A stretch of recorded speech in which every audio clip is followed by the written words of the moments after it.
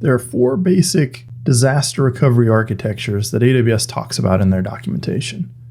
And they range from taking a lot of time to recover to taking just a few seconds or even less to recover.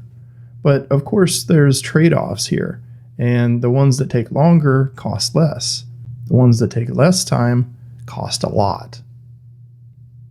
So we're going to look at each one of these. First, we have basic backup and restore, and this is a very common entry point into AWS, and it requires minimal effort to configure, and there's very little risk involved. Examples of this are if we use Snowball to transition some data to S3, or maybe we use the virtual tape library or AWS Storage Gateway to back up our data to AWS. Now, on the con side, this has the least amount of flexibility, and it's really analogous just to an offsite backup. Next, we have something called the Pilot Lite. And the idea here is that you have a very minimal footprint on AWS, kind of in a standby, just waiting for things to happen. And this is a cost-effective way to maintain a hot site concept. But unfortunately, it usually requires some manual intervention, and spinning up environments might take minutes or even hours. You also have to keep your AMIs up to date with your on-prem counterparts, because there's nothing worse than failing over in a disaster only to find out that you're running on an old version of your software. So as you can see in this case, we have some resources out on AWS. We have a RDS instance that's just a small instance. All it's doing there is synchronizing or replicating our on-premise database. And we have our replicas of our web server and our app server, but they're just stopped. Then if we have a failure at our main data center, we'll start those web servers and those application servers, and we might even boost the RDS instance to be a higher performing system.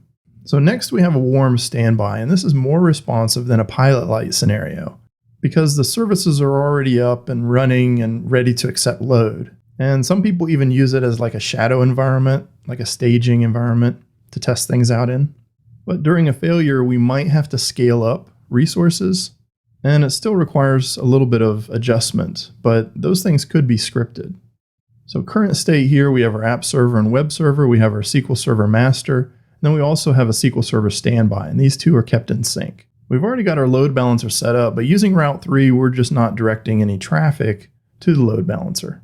If we have a failure for our on-premise data center, we can change over Route 53 to send that load to our load balancers, and then our web servers and app servers would scale up to meet the incoming demand. Now, a multi-site concept is one of the best ways we can ensure that we have very little downtime, because we have a landscape that's built out on AWS that's ready to accept load at any time, instantly as it is. And this method can fail over in seconds or less, and usually it requires little or no intervention. For example, if we use Route 53, we can use the health check to auto fail over to a different load balancer or different servers based on whether or not Route 53 saw the target system as being online or not. Now, practically speaking, DNS records do usually have a time to live, so there might be some customer impact until the DNS entry pointing to the failed site totally expires. But really, there's nothing that you have to do in this failover scenario. So on the cons, it is the most expensive DR option, and it can be perceived as wasteful because you have resources out there that are just sitting around waiting for the primary resources to fail. And if we had a failure, Route 53 could just redirect the traffic to the load balancer, and then our web servers and app servers that are ready and waiting would just pick up that load.